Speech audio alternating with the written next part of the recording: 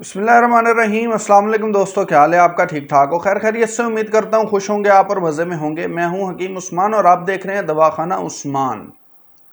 आप सब दोस्तों से रिक्वेस्ट है कि अगर आप हमारे चैनल पर पहली दफ़ा आए हैं तो आप हमारे चैनल को सब्सक्राइब कर दें, बेल आइकन के बटन को प्रेस कर दें, वीडियो को लाइक कर दें, कमेंट में ज़रूर अपनी राय दीजिएगा क्योंकि हम आपके लिए इंफॉर्मेटिव वीडियोज़ बनाते रहते हैं और आपसे रिक्वेस्ट है कि आप भी हमारी वीडियो को ज़रूर देखा करें और मुकम्मल वॉच किया करें ताकि आपकी मुकम्मल जो क्यूरीज हैं वो क्लियर हो सकें। तो आज का जो हमारा टॉपिक है दोस्तों वो है नब्ज़ के ऊपर। और आप जैसे कि आपने देखा होगा कि हमारा जो थंबनेल है उसके अंदर तकरीबन आपको पता चल चुका होगा कि आज का जो हमारा टॉपिक है वो क्या है। तो पहला जो इसके अंदर टॉपिक है वो है कि असाबी नब्ज़ में कौन कौन सी बीमारियां होती हैं, और दूसरा ये कि क्या हकीम वाकई आपकी नब्ज़ पर हाथ रखकर आपकी नब्ज़ देख सकता है या ये फ्रॉड है, झूठ है, वो आपसे झूठ बोलता है। तो अपना व्लॉग आज इसी से ही शुरू कर देते हैं। तो इस सवाल का जो जवाब है वो ये है कि वाकई सच में हकीम आपकी नब्ज़ देख सकते हैं। अब सवाल आपके दिमाग में ये आता है कि हकीम के पास कौन सा ऐसा इल्म है कि जिससे वो आपकी नब्ज़ पर हाथ रखता है और उसको आपके जिस्म के अंदर की जितनी भी कैफियत है, बीमारियां हैं, वो मालूम होना शुरू हो जाती हैं। तो इसके पीछे, इस सवाल का जो जवाब है, इसके पीछे आपका जो जवाब बनता है वो ये बनता है कि एक हकीम की इतनी गहरी रिसर्च और तालीम, ज़्यादा तालीम होने की वजह से, अपना तजुर्बा ज़्यादा होने की वजह से वो इस काबिल होता है कि वो आपकी नब्ज़ पर हाथ रख के आपकी मर्ज़ की तशख़ीस करता है। ये एक अलग टॉपिक है, तशख़ीस का एक अलग टॉपिक है। इसके लिए अलग से मैं इंशाल्लाह आपके लिए वीडियो तैयार करूँगा। लेकिन आज का जो हमारा टॉपिक है वो है नब्ज़ के ऊपर। क्या वाकई नब्ज़ के ऊपर हाथ रखने से आपकी बीमारियां मालूम होती हैं? तो जवाब है जी, बिल्कुल होती हैं। तो दोस्तों, आप को व्लॉग शुरू करने से पहले कुछ बातें करना बहुत ज़रूरी हैं। वो ये है कि बड़े ही अफसोस के साथ इस बात को कहना पड़ता है कि हमारे मुआशरे में आज भी इस तरह के तबीब और मुआलिज मौजूद हैं जो क्वालिफाइड भी हैं और कुछ नॉन क्वालिफाइड भी हैं, कि वो लोग अपने शोबे के अंदर मिक्स पैथी का इस्तेमाल करके अपने इस शोबे को जहाँ तक मुमकिन है उसको बदनाम करने की कोशिश करते हैं। पहली वजह तो ये। दूसरी वजह ये है कि अपने शोबे से रिलेटेड उनकी रिसर्च, उनकी तालीम इस हद तक नाकिस होती है कि वो आपसे जो आपकी बीमारी है, जो आपका इलाज है, वो मुकम्मल उस तक उनकी रसाई ही नहीं होती।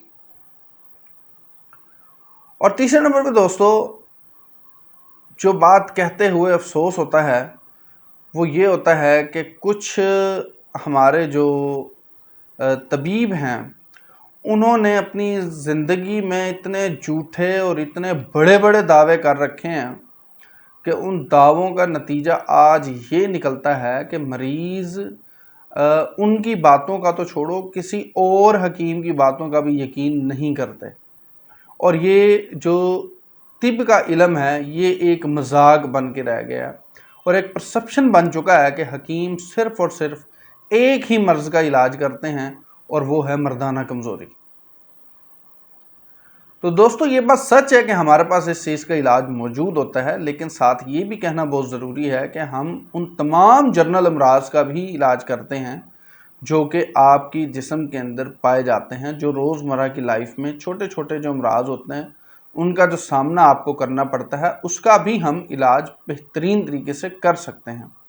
लेकिन आज तक किसी भी हकीम ने इस बात को उजागर करने की कोशिश नहीं की।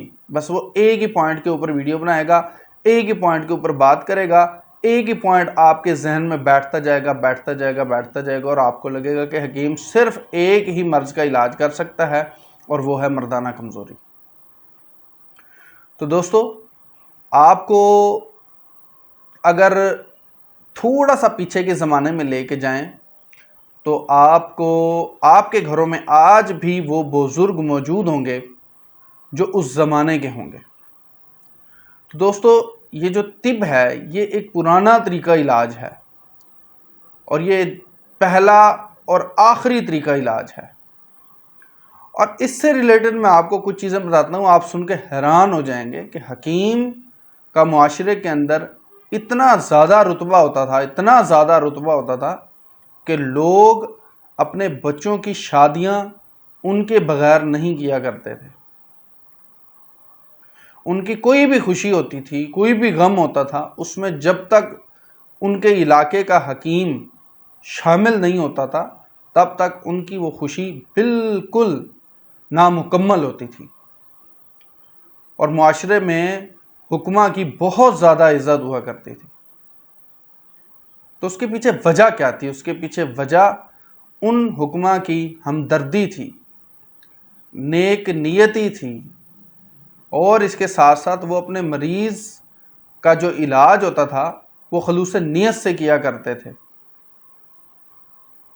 اور وہ اس حد تک محنت کرتے تھے اپنی تعلیم کے اندر یا اپنے تجربے کے اندر یا اپنی دوا بنانے کے اندر کہ وہ لوگ ان کو ماننے پر مجبور ہو جاتے تھے۔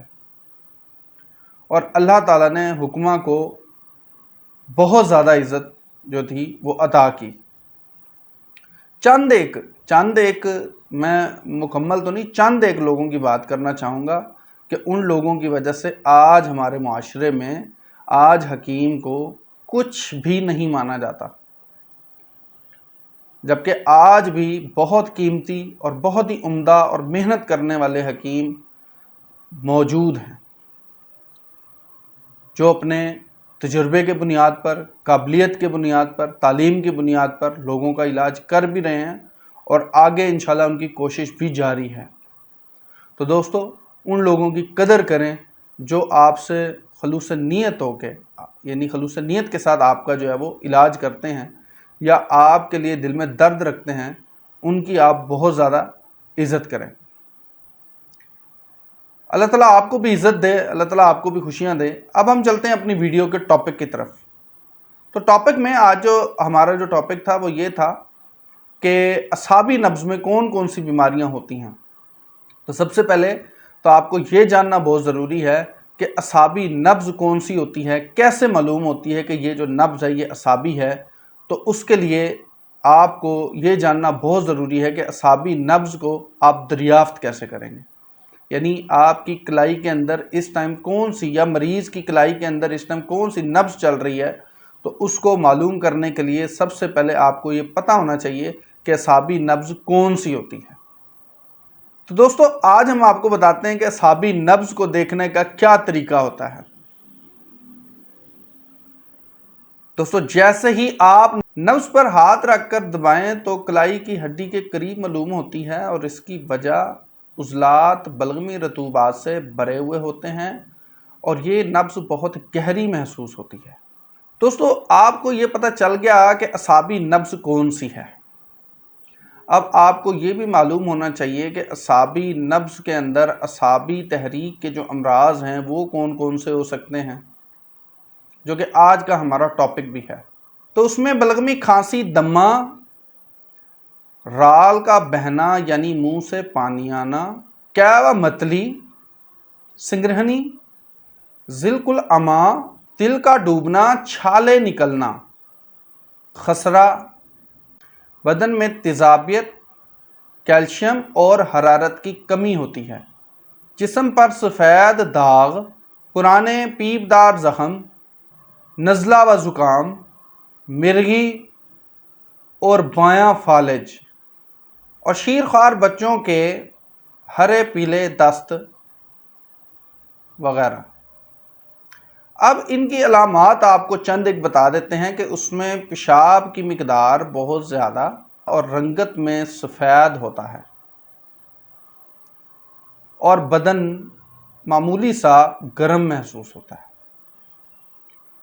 تو دوستو، آپ کو پتہ چل گیا کہ اعصابی نبض کو کیسے معلوم کرتے ہیں۔ آپ کو یہ بھی پتہ چل گیا کہ اعصابی تحریک کے جو امراض ہوتے ہیں وہ کون کون سے ہوتے ہیں۔ اب آپ کو لگہات یہ بھی بتا دیتے ہیں کہ اعصابی تحریک پیدا ہونے سے بدن پر کون کون سے اثرات مرتب ہوتے ہیں، یا بدن پر کس طرح کے اثرات ہوتے ہیں۔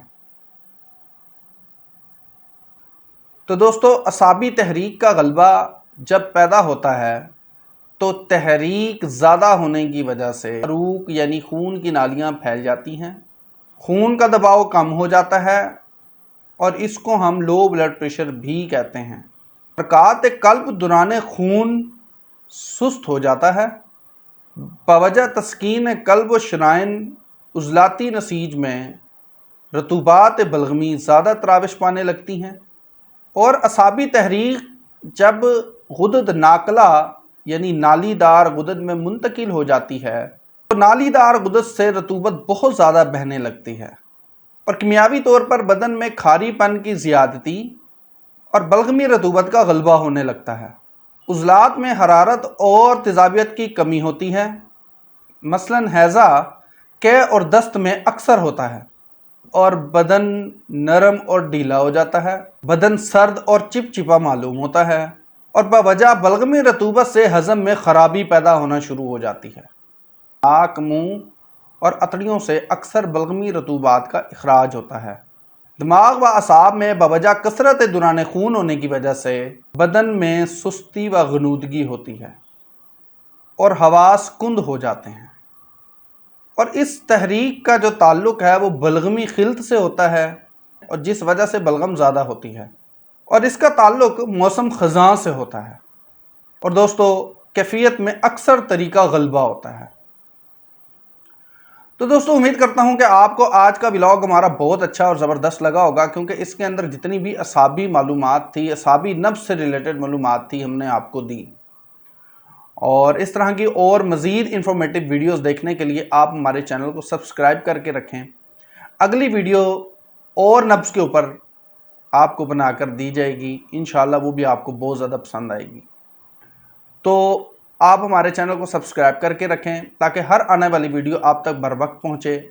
نوٹیفیکیشن کے بٹن کو آن کر کے آل کا جو بٹن ہے اس کے اوپر سیٹ کر کے رکھیں، اور کمنٹ میں اپنی رائے ضرور دیجیے گا کہ ہماری اس ویڈیو سے آپ نے کتنا سیکھا اور کتنا سیکھنے کو ملا، اور ہماری ویڈیو آپ کو کیسی لگتی ہے، اور آپ کس شہر سے ہماری ویڈیو کو دیکھتے ہیں۔ دوستو یہی ایک آپ کی ہماری سپورٹ ہے جو آپ ہمیں کر سکتے ہیں، تو اس لیے آپ ہماری ویڈیو کو زیادہ سے زیادہ پیار دیں۔ اگر آپ کو اچھی لگی ہے تو آپ اس کو زیادہ سے زیادہ شیئر کریں تاکہ دوسرے لوگ بھی اس ویڈیو سے فائدہ لے سکیں۔ اور دوستو جانے سے پہلے آپ سے وہی آخری درخواست کہ اگر آپ کا کوئی بھی اس طرح کا مسئلہ جسم کو لے کے، بیماریوں کو لے کے یا مرض کو لے کے اگر کوئی پیدا ہو چکا ہے تو آپ ہم سے رابطہ کر سکتے ہیں۔ جتنے بھی کانٹیکٹ ڈیٹیلز ہیں وہ آپ کو ویڈیو اسکرین کے اوپر بھی نظر آ رہے ہوں گے، اور اس کے ساتھ ڈسکرپشن میں بھی آپ کو ہمارا نمبر، واٹس ایپ نمبر وغیرہ مل جائے گا، تو آپ ہم سے ڈائریکٹ رابطہ کر کے اپنے مرض کے بارے میں مشورہ کر سکتے ہیں، اور اس سے ریلیٹڈ جو بھی آپ کا علاج ہوگا انشاءاللہ وہ آپ کو بنا کے دیں گے۔ اللہ نے چاہا تو چند ہفتے کے استعمال سے آپ کا مرض دور ہو جائے گا ہمیشہ ہمیشہ کے لیے۔ دوستو اپنا بہت سارا خیال رکھیں، ہمیں دعا میں یاد رکھیں، انشاءاللہ ہوگی اگلی ویڈیو میں ملاقات، تب تک کے لیے اللہ حافظ۔